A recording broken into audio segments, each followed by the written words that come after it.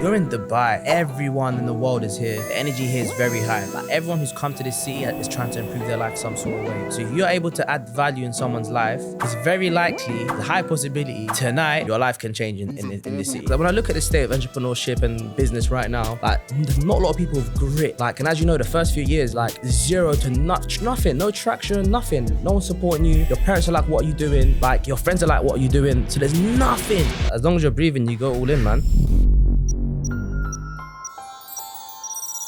When I first kind of started Doze Society, it was all off hobby. So I was just really interested in kind of people's stories.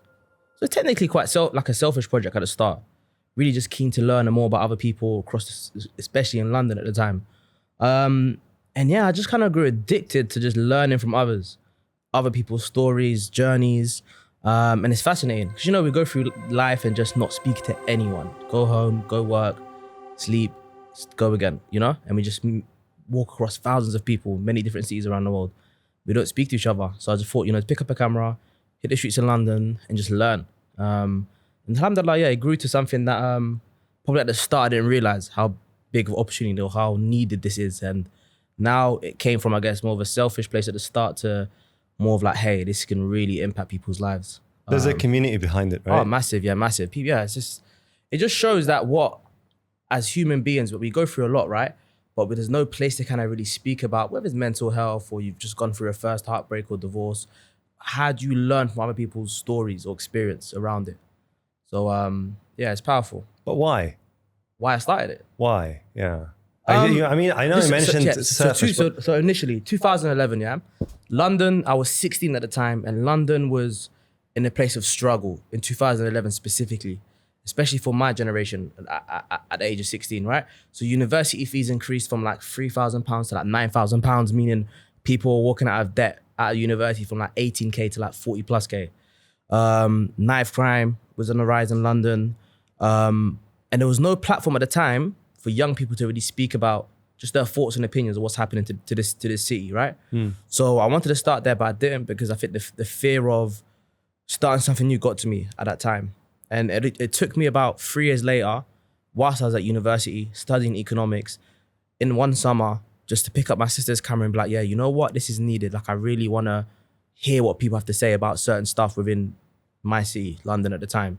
And that's why I started. And again, no real agenda, no kind of like plans to be like, hey, I want this to become a big business or a massive platform. I just thought it was important to just hear people's stories and what people have to say about, you know, many different things within the city. And yeah, like thankfully it resonated with many people in the city, but not just the city, around the world. So what did you hope to achieve? I mean, I know it's early. Honestly, I promise you not. Like, I hope to achieve nothing, if that makes sense. When I first picked up the camera, it was just pure curiosity. Pure curiosity of just what people have to say about, you know, certain things within the city. Pure curiosity.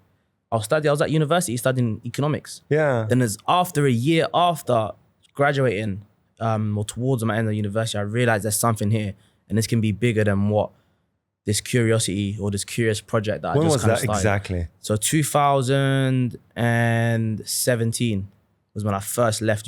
Yeah. 6 years after you started. Literally. Goodness me. Okay. What was that? About university? Or? No, what was that trigger?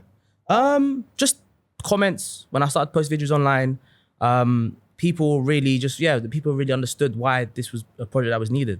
Especially at the time, it was Facebook back then. Obviously, Instagram had no videos. Sure. YouTube was obviously was quite slow at the start. Sure. But Facebook was the one back in mid 2000s or 2010s, etc. But yeah, Facebook was the one, and yeah, just comments, positivity. People need more. When's the next dish drop in? When's the next dish drop in? And at the start, it wasn't even Doze Society, so I just kind of put it under my personal page, like just my own my own Facebook as a personal project. Yep. Then a year after, connected with a mutual friend of mine, and yeah, we got together. Me and Nee, his name's Nee Latte. So he was studying at university as well, studying journalism. I was studying economics, and I knew I needed someone who understood just filming and understood how to interview, etc. And yeah, we just went over, I don't know if there's a place called Nando's in London. Yes, of course. In Woods Green. And I sat down with him and said, hey, this is what I'm up to. This is roughly what the plan is. Kind of, you know, structured it out. And yeah, we grew it to a place where I think we have over like 25, 26 employees now. Oh, wow. That's an operation. In different parts of the world. And yeah, we're fortunate to kind of call this a well, a hobby turned into, you know, something full-time. Is this a full time now? Full-time. Been full-time since 2019. So How many cities did you operate and ask questions well, in total? London, Approximately. yeah, probably about 5, 6 maybe. But Okay. our main kind of cities right now is London, LA, Dubai, New York. So those are kind of our main cities at the moment. Okay. We have places in like Egypt, Ghana, South Africa. So yeah, different parts of the world where we have access to just interesting stories that we're able to access. So knowing what you know now, right? And with the experience and with the kind of all of this love and comments and unexpected success that you're getting, Yeah. what would you tell yourself in 2011? And it's what I kind of tell a lot of people now. Like when I say advice to others or younger generation, people especially under the age of 20 or even starting their 20s, is you have nothing to lose and everything to gain. Nothing. Because when you're at that age of 16, 18, even 20, even your 20s, early 20s, mid 20s, even late 20s, Yeah. you have nothing to lose for the majority of people, right? They're living at home, don't have to pay rent. And even same as me at the time, all I had was like my phone, £20 bill. And that was it. That was my kind of, you know, expenses for Yeah. the month. And I just, and it clicked to me a bit later that I had nothing to lose and everything to gain. Like, what do I have to lose at this starting something? And as you know, everyone says it, there's no losses, it's all learning experiences.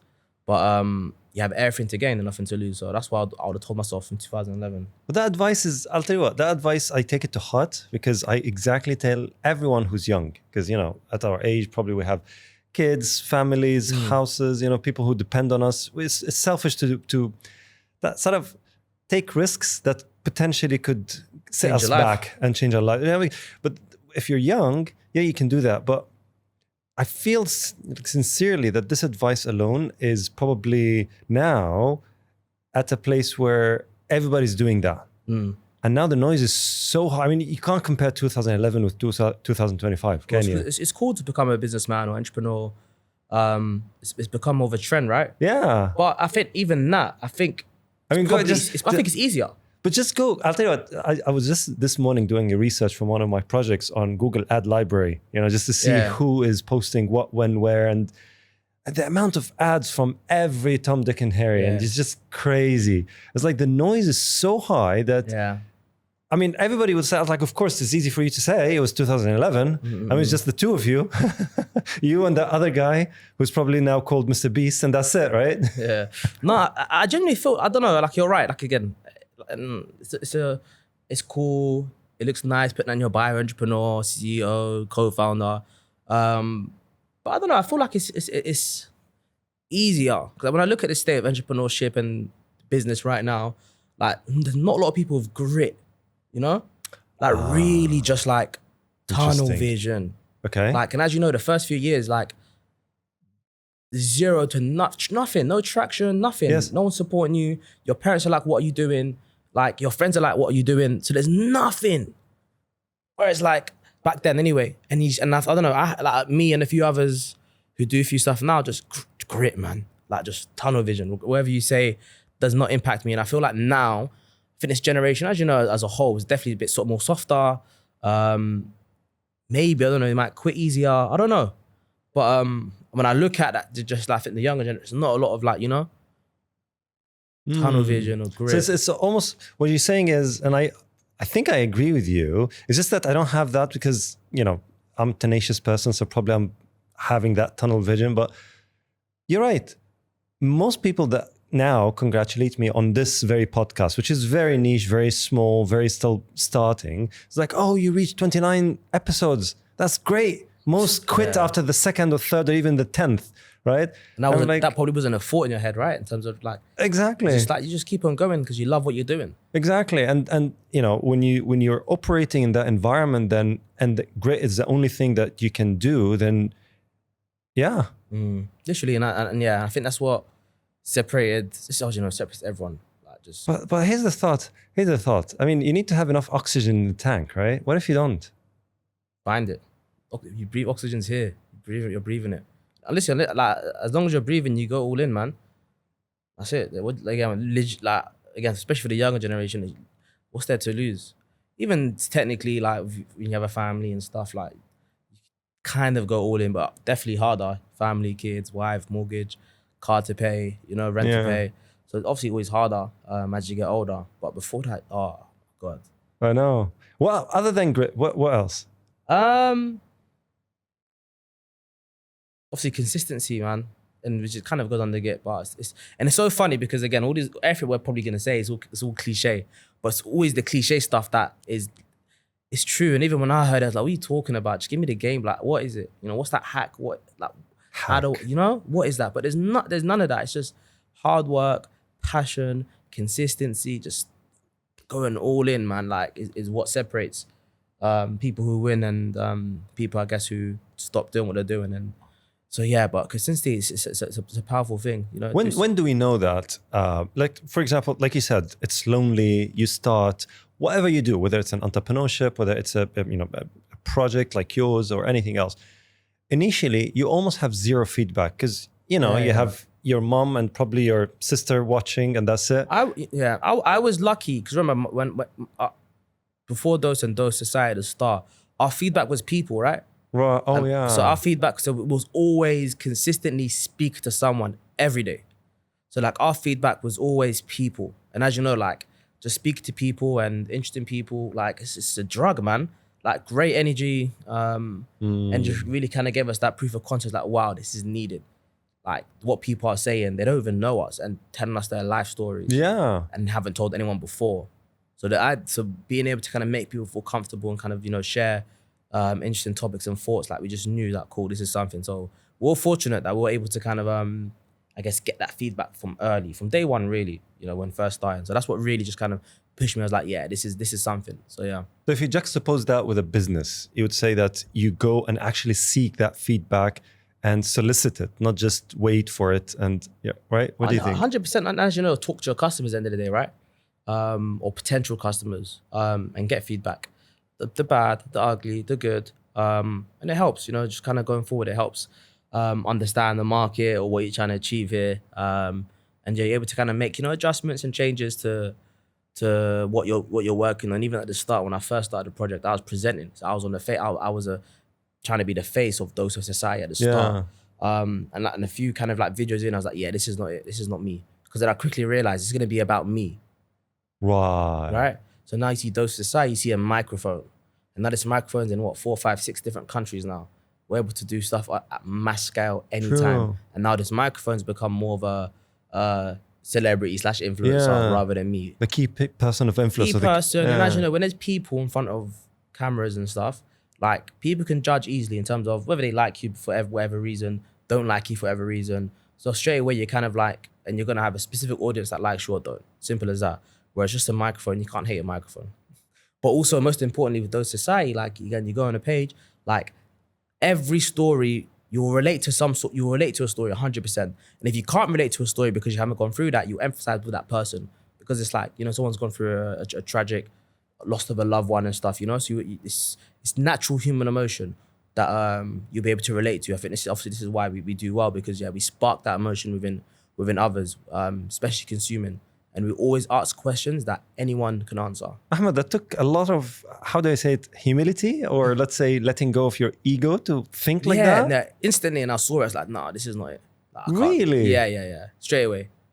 Like I knew, I had a feeling that this could be bigger than me, you know? Bigger than me. But I think if you see, I've left it there anyway, just to kind of like the first video, I think I'm there at the start.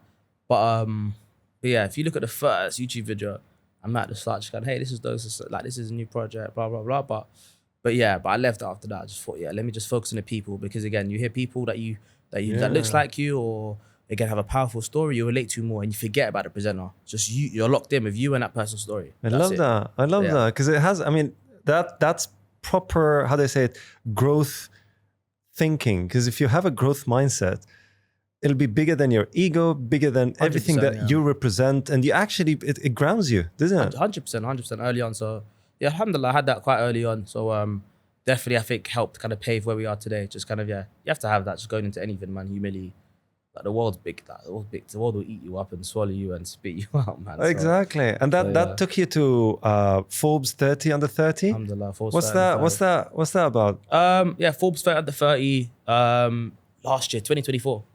So yeah, me and my Just co-founder. recently, yeah, exactly. Yeah, just recently. And it's funny because now I'm 30. So that was my that was our last chance. Oh goodness So me. yeah, so it was always kind of like a goal of ours. We was gonna apply for it in the year before, 2023, which kind of forgot about it, application, you have to apply.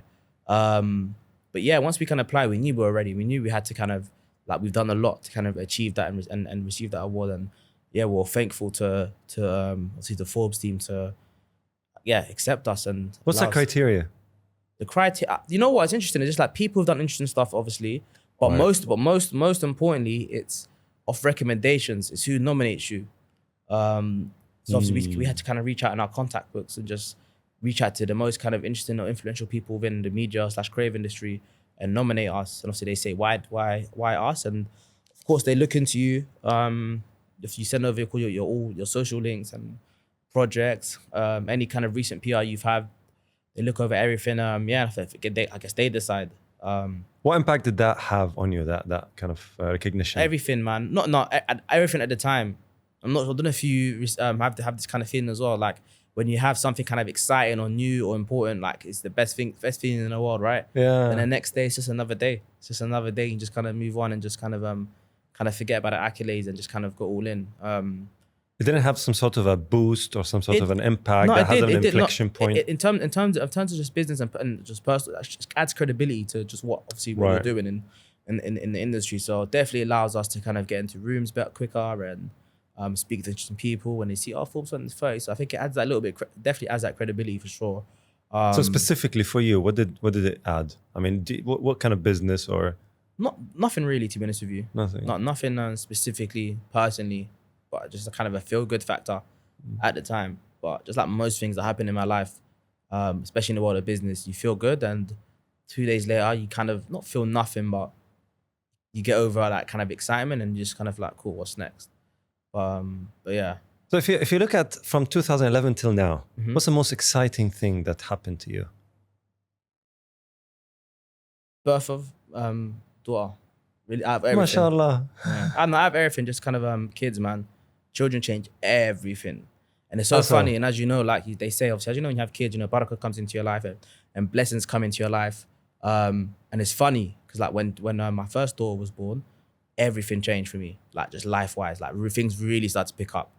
But yeah, just having children, man, it just changes everything, like just perspective of life. And yeah, it's like, again, you become less, again, as you know, even when you're married and you're with your partner and there is no kids, your other partner has her own, she's an adult, right? But when there's a child, it's just like, wow, this person's just you two and this little thing that you just both created, you have to look after, But it just kind of changed everything perspective. But I have everything. I think MashaAllah. so far anyway, obviously, like life still goes on, but so far I think having children, I'm not too sure what can kind of Great. It grounds you, right? It makes you more wise. Definitely more wise.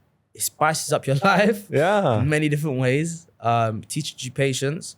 The good, the bad, and the ugly, right? The good, the bad, and the ugly. And yeah, you just learn just how to just like, again, as you know, there's no manual to with business. You can look at X, Y, Z. Right.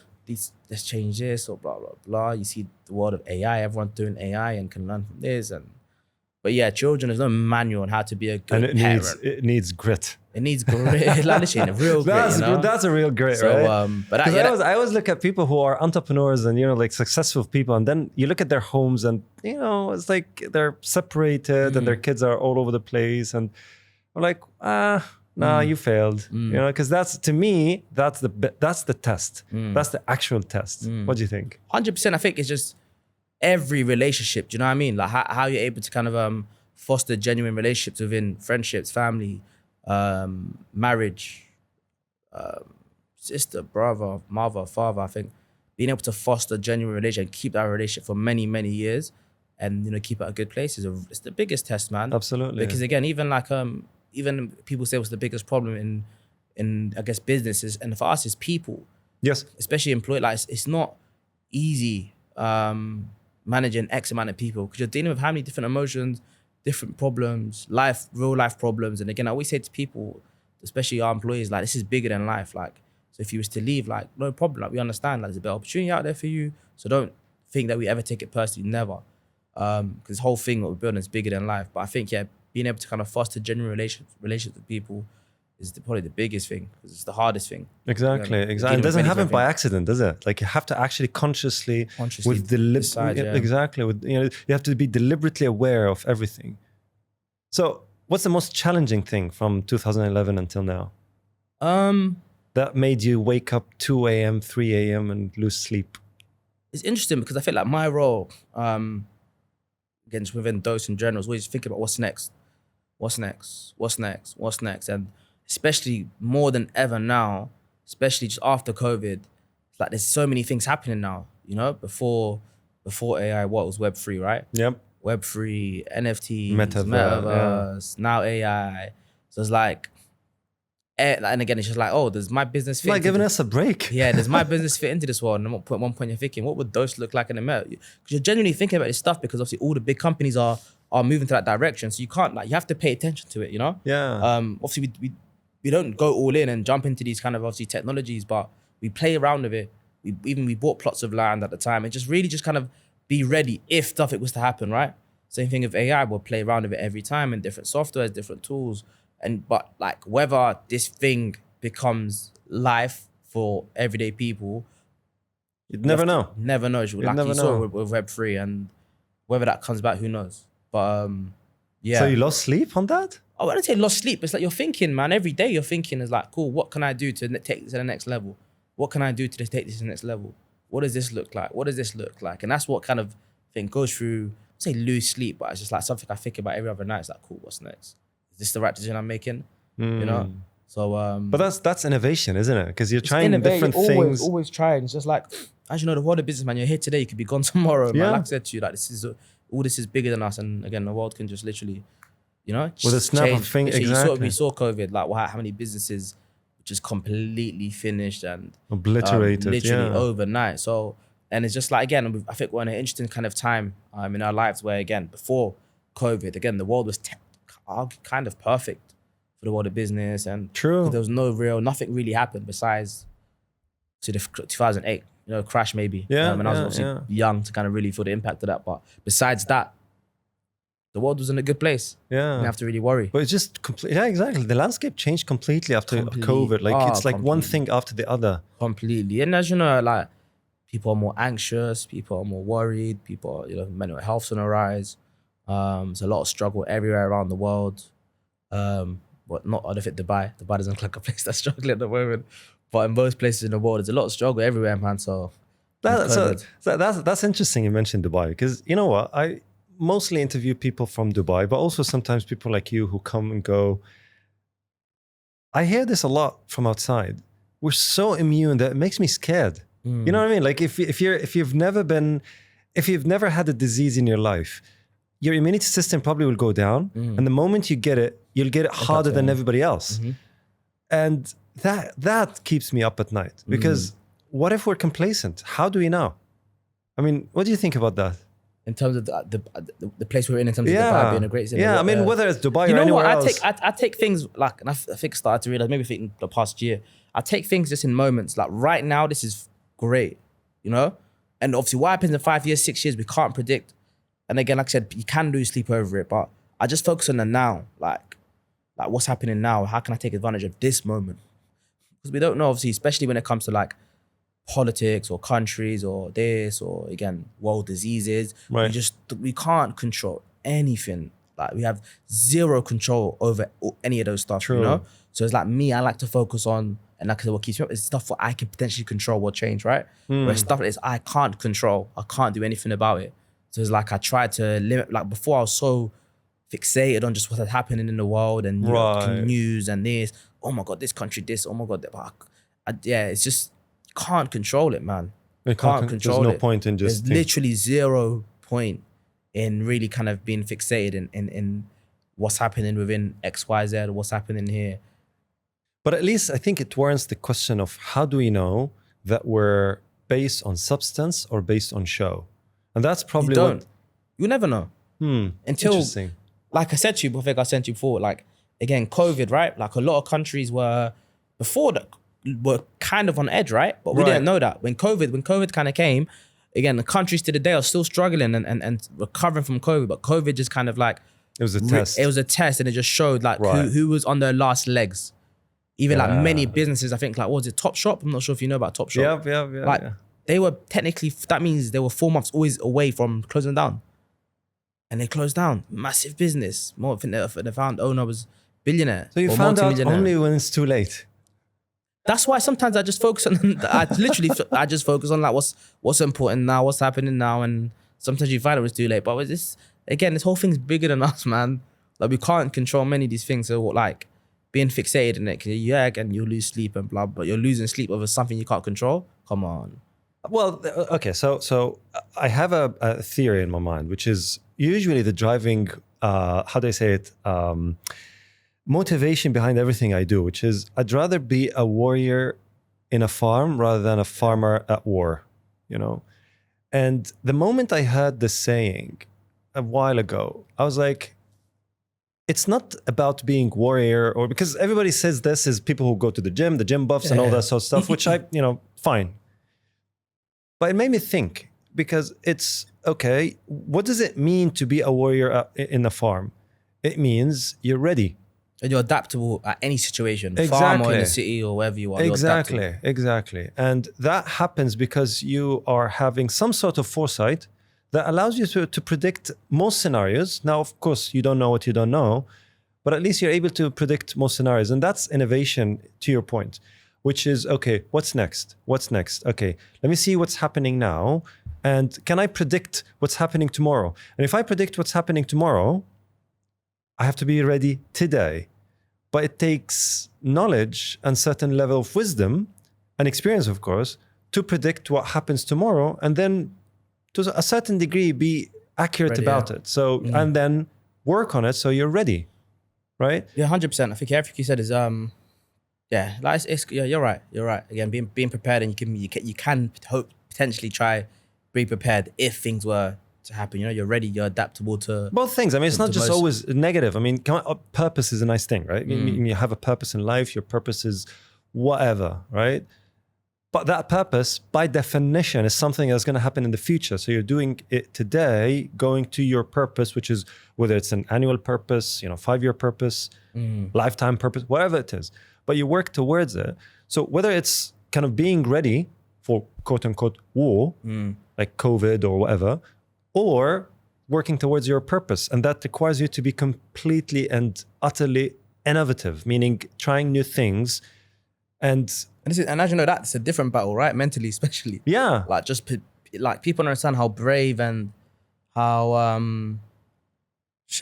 crazy the world of business is. Just those mental barriers and how tenacious you gotta be, and arguably the risk. Literally just crazy sometimes, right? To just do what you're doing and don't worry about anything else besides that one thing. Like, it takes a lot of just mental courage and that warrior spirit, as you just said, like to really just go and chase a dream that might not work, you know? But as you know, most of us, we see bigger than that. We see past that. We see what the other side of fear is. Yes. And we know, and for myself specifically, I knew what my life could look like if I don't chase this or if I don't build this. I just could see it, what life could be like. Then I could see what life could also be like if I was to chase my dreams, if I was to go all in and ignore what 99% of people are trying to advise me or tell me. Like, I saw it. I knew what life could be like with these two. And people say life is hard, choose your hard. Being, stuck in one place is hard. Even being, successful or, working towards something or having it's hard, Like, this is not easy. Like, do you manage? It's hard. But the other part's hard. So I just kind of chose what hard I wanted to live or what life I wanted to live and what struggles I wanted to choose. Because regardless of what you go through in life, struggles it's life. It will find you. It will test you. Exactly. Life will find it. Life is I'd funny. rather find it than it's finding me. Exactly. And again, you're prepared, right? Because you've been through many different stuff. So certain situations, you've been through it, or friends who've been through it because you're in this world, right? Yep. But life always tests you, regardless of what part you are in life, at the top to the just starting out or you're not working on. Like, life will test you. So again, you just got to choose your. Arguably, you can't really choose your test, but kind of choose what situation you want to be in whilst life tests you, right? And that's the key word, choose, right? So make sure that you're choosing, 'cause man. which means that you're driving. Yeah, It's not that literally, you're and being driven. And again, we have control. This is what my point before is, like, we have control of certain parts of life, or of our life. So just Our decisions, at least. decisions. Yeah. So So what's the biggest risk you have now? what biggest risk I'm about to take, or biggest risk I've taken, or Okay, then those are two questions. Let's start with the first one. I always say to myself, even my co-founder, we say to ourselves, like, every 6 months or year or whatever it is, throughout the year, for example, we have to take some sort of risk, or we're not innovating. So every few months, I always say to myself, what risk have I taken lately? What have I done lately to that potentially can again quote unquote change my life, or change something, or part of my life? So our biggest thing right now is entered into the world of e-commerce for us at Doze Society. Something that we've never done before. Looks appealing, but even that has its own challenges. So we recently launched a card game called Dare to Share. And it really brings our street interview questions to life, but in a kind of one-to-one kind of setting. And again, I guess I don't know what we kind of say at Doze. What we do, we help Doze Society really humanizes people again. Give you that human touch, that human feeling. So how are we able to kind of do that with people, who are face to face, within families, within people within relationships. So we kind of saw what that landscape and market looked like, and we launched it properly towards the end of last year. Oh, congratulations. Yeah, thank you. Just recently. So quite recently. And no, it's going well. Like, the feedback, I think we just got over 2,000 sales. But most importantly, we recently done a feedback session where we called the majority of our customers, and the impact is able to kind of have on relationships, like, it's amazing. So that's something like what? Just like, so even the idea of like people, even was so funny, like my co-founder is based in LA at the moment. And a friend of his called him saying, hey, I'm with this chief marketing officer at a massive company in the US, by the way. She's playing your game, Dare to Share. Like, she wants to speak to you. And she called him, was like, listen, your game's amazing. Like, I was playing this with my ex, and because of this, we've gotten back together. Wow. Yeah, because it allows you to listen. Like, we go through life not asking the hard questions. Yeah. With people that we love, or just random people in general, because it's weird, asking you, like, again, if you want a podcast format, so these questions are relative. But imagine doing it in a restaurant or wherever at home. It's just like, what you like? Do you know what I mean? So how are we able to kind of ask questions in a comfortable setting, and also gamify it away? So we've gamified it a bit, where people can win or lose, to make it a little bit fun. So how can we ask vulnerable questions in a fun way? And yeah, even calls, like, we had people say, yeah, listen, I've realized this person that I was seeing wasn't for me, and we're not with each other anymore. Right. Or, for example, like, I'm able to understand my 9-year-old better because I'm asking her or him questions that they've never been asked for, and now they've understand the power of vulnerability and how we can come closer together. Vulnerability. So, yeah, literally. So just, and as you know, like, being vulnerable with someone that you love and respect is powerful. Crucial. It's crucial, because again, you emphasize what someone's It's building been through. trust, right? Trust and someone's struggles, and maybe why someone acts a certain way because of this happened before, So it allows you to understand people. You understand behind the mask, right? You understand people, and that's the problem in today's society. We don't understand or emphasize with a lot of people these days. We just go through our own assumptions, and this person's like this. I'm not talking to this person because X, Y, Z, or this person's this way. But you always have to understand, like, we're all going through something or gone through something, and the reason why there's most times why someone's this way. So how can we help understand that or break that down for individuals or friends or people just trying to get to know each other? So that's the kind of, I guess, the biggest risk that we're kind of taking now, like the world of e-commerce. Like, what does other products look like now to help other people? So initially, again, we just kind of was in the world of media, content. So what does the world of commerce look like for kind of, I guess, self-help, or how do people can get it? I mean, do you have your own portal, or is it Amazon? Dare to Share. Is it available here in Dubai? Available everywhere, all around the world. Okay. But yeah, it's even tagged on our bio on Doze Society. Yeah, Dare to Share. Does it work with business? Everything, even with our employees and other companies as well, keen to kind of really take it on, and because again, you understand your employees better. So and you understand your employees better, you're able to kind of again, hopefully have a better working relationship with others. So definitely recommend just How similar is it to Truth and Dare?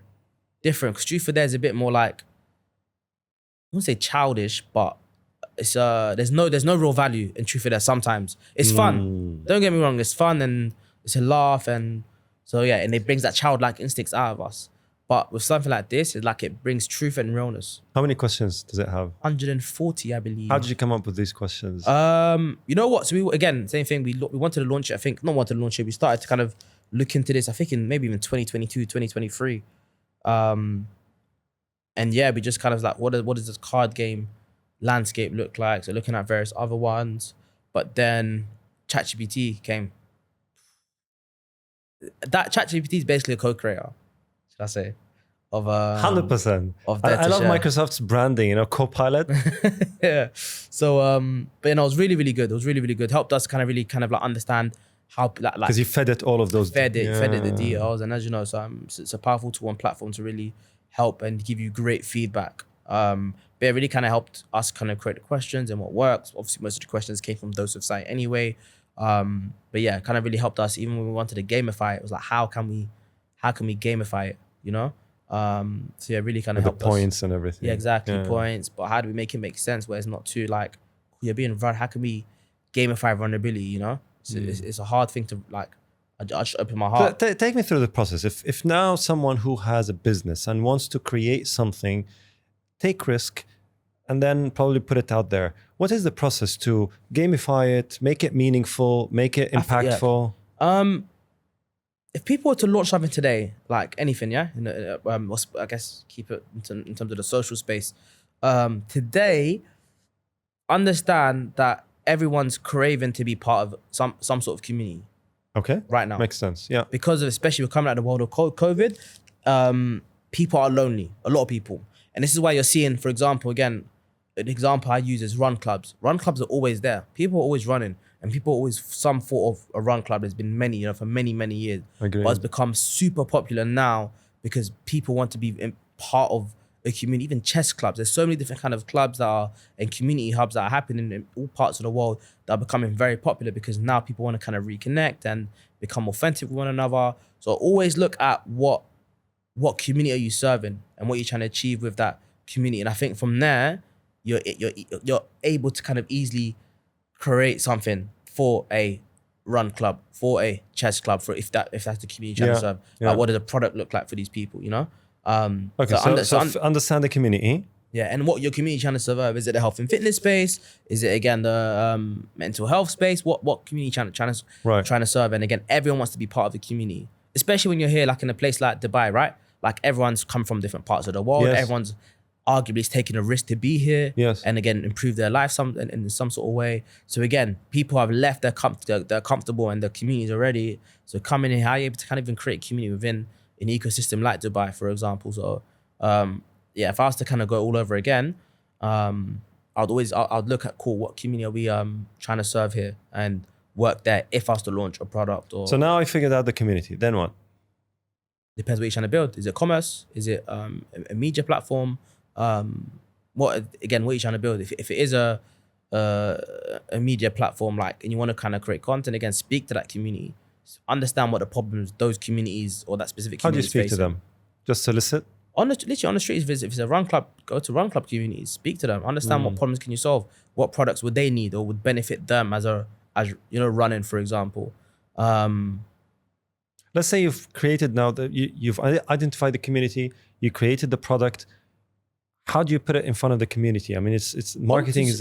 It's free. Marketing's free now, man. You look at the world of content, TikTok, social, like Instagram, Snap. I can hear the people who have been posting for the past, I don't know, like 5-10 years, and nothing has happened. Yeah, and then maybe the product, you have to look back again. And again, one person who I admired and still admire to this day is Gary Vee, and he says it a lot. Like, and I think I saw a video the other day. This guy said he was trying to get investment. And like he was pretty much in tears, like no one's replying back to me. I saw that. How much did you post? How much did you post? He was like, how many people did you message? He was like 25. I was like, you effing kidding me? Like 25 people. And if people have been posting 5 years or 3-4 years and nothing and hundreds of thousands of posts, then maybe the product's not right. Do you know what I mean? Right. But again, like test that it's there. Like put stuff on social media. And what I love about social media, they get to decide what's good. People. because you are going to get views. It might not be a million, it might not be 1,000, but you'll get 1 or 2, you know? You're not going to get 0 all the time. Right. Go on TikTok Yes, now, you get yeah. 100, 200, 300 when you start out, but so you've got 100, 200 people to say, hey, my product or what I'm trying to sell is good, you know? And you do that over a period of time, eventually, like, you're going to have your moment. You will hit the law of averages, right? Yeah, exactly. And if it's good enough, the market will decide. People will decide if what you're trying to sell or this community or this product changes their life. And know? adjust. Look at the Dubai chocolate. Right. the best Don't go there. The best example. Best example, exactly. And it's crazy. Like, it's everywhere in the world now. I know. Everywhere. I don't know. Craving sensation. Was it the Dubai brand that brought it up, or was it? I think a mixture, man. I think obviously it tastes good. People love chocolate. ASMR. People associate They it do with- that. yeah. Associate that. And the word Dubai. I think that was the biggest thing. Because Dubai is actually, you know, as a, I guess, hot Biggest topic. brand, yeah. Biggest brand in the city, the country. Everyone talks about it, right? It's a dream to come here. So I think Dubai chocolate just kind of elevated. And it's so funny because all the, like, Lin and all these big chocolate, you know, luxury chocolate companies are doing it now. You know, I think because of the word Dubai as well. They can associate that with luxury, you know? Yes. If it was something else, who knows, would it have worked? You would never know. We don't know. Exactly. And that's the thing. But I think anyway, because it's got the word Dubai, it adds to it. So Absolutely. but yeah, and I think I'm not too sure obviously about the story, but I heard like they were going for a very long time. Well, I think they started in 2022, I believe. I'm not too sure, but they were going for like quite a lot of time and no like hardly any traction, you know. And it took that one video, that one TikToker to just really create a video, and the market decided, hey, this is something. They didn't pay Elon Musk or Yeah. you know, influencer to try blah. Like, the market decided this is something that we want, and there it is. And that's it. So you just keep on posting, keep on trying until the law of Essentially average. consistency, man. Same as I'm sure when you first started. When I first started, no one cared. Yeah. You know, no one really cared at the start, and it happens. Like, it's part of life. The world doesn't reward people who technically just start. You know, Yeah. so you just can't expect like a child to walk at the age of 2 months and say, "My child, this baby's a failure. Can't walk, can't talk. I'm done." You know, give it Go time, back to grit, nurture it, take your time with it, and most importantly, you have to enjoy what you're doing. You know, and even though it's hard and sometimes you want to quit, of course, we all go through it, but like deep down, I knew I wanted to do this, so you know, I kept going. In fact, if you didn't really care and you did it for money, you did it for whatever, you probably would end up quitting. So, Yeah. So you mentioned that you have 25 people in your business, and so what's the most exciting project you're working on right now? The card game, definitely, Okay. because that has its own, because it's new. Right. So like, we're really trying to understand how can we rate this. What's make your this- goal? What's your aim? Take it to. I don't know why. The idea of having 1 million sales just sounds interesting. Nice. Okay. Sounds Okay. sounds interesting. By when? Let me put a pressure on you. I honestly think this year will be a breakthrough year for our card game, inshallah. I think. Inshallah. And I think next year is the year where, like, yeah, it hopefully flies and, you know, it does big. So I think next year, 100%, inshallah. But I think this year's the year to kind of really just like, knock a few walls down. And it's Why? so good, man. It's why Why do you have it as your goal, as a target? Because we've been doing this for a while now, and the longer we do things, again, we speak to customers, we speak to same thing like Doze, that we speak to people, so we get feedback. So I just know this is something that is The amount of feedback is needed. so overwhelming. Yeah, that literally. You believe it'll yeah, hit. literally I believe. So that's why I think this year will be the year, and a million sales. I don't know, it just sounds good, really. And again, most importantly, it gets 1 million sales, 1,000 sales. I know this is having an impact to even to this day. So that I know it's doing that. How can we impact more people? And yeah, it's like, yeah, we've done something like it's 1 million sales. That's amazing. Why do you Yeah. care about impact? I don't think it drives me. Why does it drive you? Good question. I don't know. I think it could be a selfish thing. Makes me feel good knowing that we're able to impact people. It makes me feel good knowing that this video, this story, or this card game has impacted someone's life. It's a drug, you know? Being able to kind of feel good because your video or your something that you technically kind of quote unquote created is helping people. Like, you feel good, man. It's hard not to. What's your life goal? So So what would you want to say? You know, everyone, Go on. What would you want to say if you're on your deathbed that have done it? I'm sure it's not the card game. Yeah, good. Did I hit 1 million sales yet? That I did good. What is good? And tried to promote good. What is good? Impact. What is impact? What is good? Just that I gave him my all. I tried to everyone I've interacted with, hopefully impacted in some sort of way, in a positive way. Yeah, man, just doing good by people. Because again, there's not a lot of that in today's world. That Good. Not a lot. It's hard to find that. So yeah, just do good by people. Stick by my words. And yeah, just leave some sort of impact. Like, yeah, this is a blueprint that you can put out great content, impactful content, and make, great impact, I think the world of socials before was kind of rewarding. So a lot of clickbaity stuff, etc. Unfortunately. Yeah. And fortunately for some, sometimes even clickbait can relate to, it allows people to view stuff that does well or whatever. But overall, we're able to kind of do something and do good, and there's a blueprint. Even what I do at Doze, there's not many people from where I come from in London doing a lot of anything really, So just a blueprint, hey, this is all possible. So yeah, but most importantly, just do good by people, man. And again, Doze is a people project, so Death Share people project. So as long as people, again, we're impacting people and people are feeling great, and we improve people's lives by consuming more Doze content or playing this card game, we always know we're on the right track. So yeah. Where do you see Doze Society in 10 years? You saw that coming, didn't you?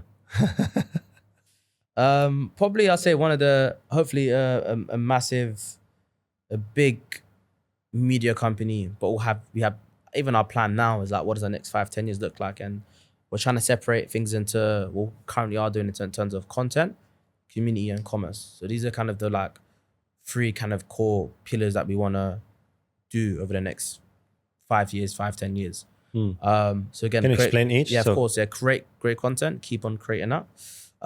Different formats, different ideas. What does that look like? What does the world of, for example, fashion look like in the world of Doze Society? What does the world of music look like with Doze Society? What does those kind of content pillars look like, right? Then for each of these content formats, what does the world of community look like for Doze Society, for a Dose of Fashion, for example? What does that look like? So kind of build out communities for each kind of sector and that we're working on. Then commerce, what kind of products are we able to kind of launch that will benefit people's lives? So I think commerce is interesting, especially what we're doing. We're trying to sell products that will impact our community, not just buy merch for the sake of buying merch, and, right? Which is great. It works for some, but maybe not as much today. But yeah, what valuable stuff can we really, add or provide to people? So yeah, those are the kind of 3 main things we're trying to work on: community, content, commerce, real life community, or even internet community. What does that look like? So how close are you to achieving that? Far. Starting, man. Okay. Yeah, starting. Again, for the first few years, just kind of, again, content, commerce. Now we've built a small community, small commerce. It's just a start. Literally just starting. I feel like with those, we're just getting started. Even though people see millions of followers and employees, it's yeah, we're literally just getting started. So yeah. So let's end with this. What advice do you have for entrepreneurs, business people, startups specifically, but also corporate leaders in this part of the world, in Dubai, in the GCC and the Middle East? Especially in Dubai, I understand Dubai has a special power that a lot of the world doesn't have. And it's that, again, you have an influx of people living here. I think every year, what breaks the records around the world, or just whether it's millionaires, billionaires, or again, people just improve their lives and become a teacher, for example, are coming here. So it's a power, because not many countries have successfully done that, and I'm sure it's a dream to attract quality people to any country. So understand that that again, you have this superpower. We don't know how long it's going to last for. Take advantage of that. And again, you have a chance to kind of serve specific and even niche communities. So you don't have to go too big, but like again, there's many people who are interested in many different stuff here. So any kind of startups or corporate leaders who are focused on specific stuff, like, yeah, you have a superpower. So just take advantage of this time and this moment that we're in life, because obviously you never know what happens in the world 5, 10, 20 years. But right now it's the best place to be anywhere in the world, and everyone says that. You hardly hear many bad things about the UAE or Dubai. It's a special place, and like I said, that having those many expats coming in within the UAE, powerful. Because again, not many people, like I said, not many people around the world have that. So take advantage of that and use that time wisely. Use the time wisely. So okay, let's end with this question. If there's one question you would have wanted me to ask, what would that be?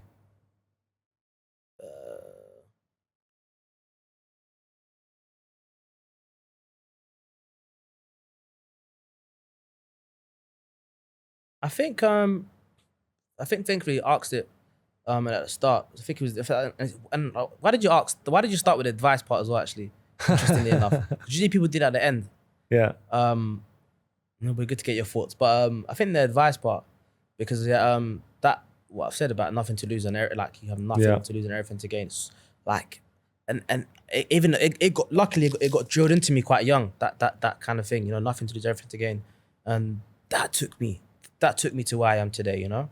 That advice, because I didn't really, like, again, like you go through life, especially after graduating university, like you're stuck. You're like, pressure, this friend's getting a job, wow, this person's got this job, this person's working in the bank.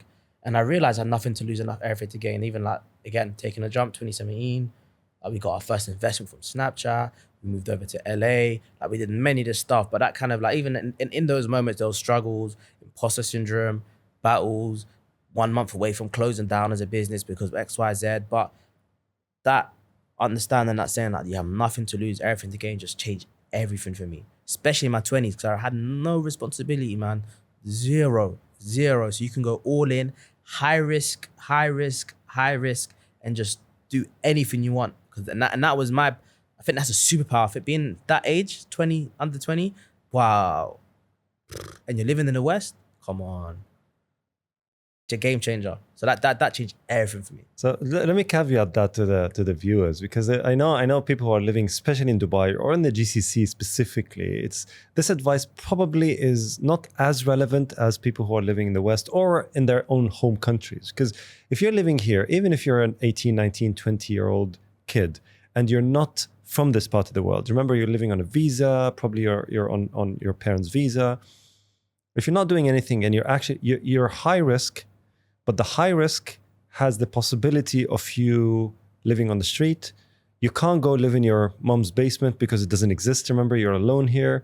And then obviously if you don't have a job, probably you can't stay here because the visa is on your employer or in your business, so you can't stay here. So there's a lot of caveat around that advice here. Yes or no? Okay, interesting. You're right in that sense. Everything is obviously right. But the other part is just like, you're in Dubai. Like, everyone in the world is here. And again, like I said, Dubai is a special place where the energy here is very high. Like, everyone who's come to this city is trying to improve their life some sort of way. So if you're able to add value in someone's life and someone's open to it, I've come here to improve my life, right? I've come here to change something about my life or add something to my life. I ain't come here for any... There's a reason why I've come to this country and why everyone's come here, because they're trying to improve something. Income, health, whatever it is, right? Lifestyle, whatever it is. Or, you know, so you're trying to improve something. So it's like, you're it's very likely, there's a high possibility tonight your life can change in this city. Yeah, luck will favor you. Luck will favor you because the odds are, you know, stacked high right now in the city. So take advantage of that. Like, if you're in the city, you have to take advantage of that. So your advice is, don't binge watch Netflix on the weekend. Honestly, man, like, you're in the city, man.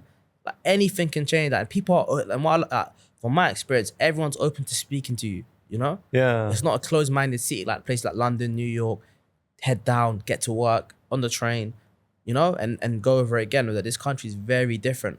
Like, you're in cafes. There's times I was with a few friends, it was like 3 a.m. We're in a cafe in Dubai. It's rammed. Like, no, it's like, right. It's like no one's got no urgency here to be somewhere. It's a crazy city, man. Like, and it's very rare to find that. good vibes, good energy. And literally in Dubai, your life can change tonight. Yeah. Just because of that one person you met and you're able to add value to that business or life, wherever it is, can change everything. Whereas like other cities, it's harder because again, people have been in London for many, many years, working normal jobs or trying to find, those kind of cities, like the old cities. So like, it's very hard to find that energy. You know, so I said Dubai is this time and right now, like the high energy is crazy. Just take advantage of it. Take advantage of it. Your life can change tonight. Take that as a last hit. I think that's brilliant advice. And I think we can close on this. Ahmed, thank you very much for being here. Appreciate the invite. Thank you. Thank you.